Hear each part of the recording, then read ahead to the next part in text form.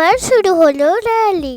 এখানে আমরা সবাই একসাথে হয়ে একটা রাউন্ড দিচ্ছিলাম। দাঁড়াও দাঁড়াও দাঁড়াও, তোমাদের তো বলাই হয়নি আমি কোথায় গিয়েছিলাম। এটা হলো কোলাঘাটের স্কুল মাঠে বসন্ত উৎসব অনুষ্ঠান।